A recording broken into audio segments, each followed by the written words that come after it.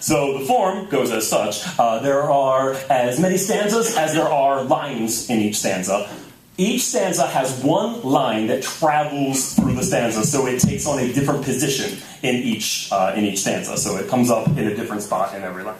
The poem is called Flight Plans. It's inspired by an essay by a brilliant woman who you need to go home and look up. Her name is Perl Kingsley. Emily Perl Kingsley was a writer in the 60s and 70s. In the 70s, she had a son who had Down syndrome. It inspired her to become an activist for people with special needs. Before that was really a big thing to do. She started writing for Sesame Street and was the reason that Sesame Street was the first children's show, or really any show, that was really directly addressing issues of special needs. She wrote an essay called Welcome to Holland, in which she likens having a child with special needs to going on vacation, but ending up somewhere you didn't expect to go. So it's not better or worse, it's just different.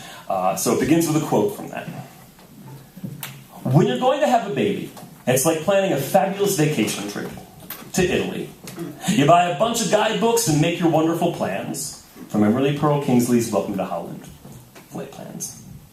When she was young, your mother was a traveler. Before diaper bags and neatly folded onesies punctuated her weekend getaways, she held castles in her eyes. Let the winds blow against the backs of her knees and lead her.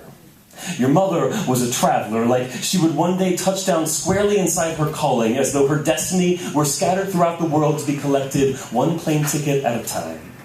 Her friends from the travel club, all young, newly married and expectant of experience, pointed to the part of the globe labeled Italy. They spent headphone mornings repeating "Hola, Signor," and their husbands' paychecks on sandals and sun hats.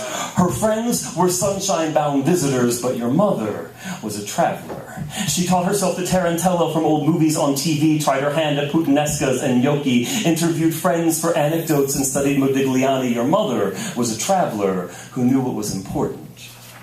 There are still stories of the complications before her trip that made your mother go alone. The way the plane door closed like a lower jaw before her, the too late stomach sink when the pilot announced that this plane was bound for Holland.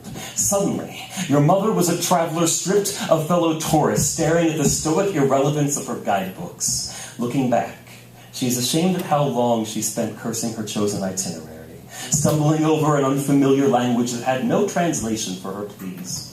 But your mother was a traveler in love with travel. She remembered that in the best of trips, the destination is the beginning of the journey. You are your mother's favorite country now.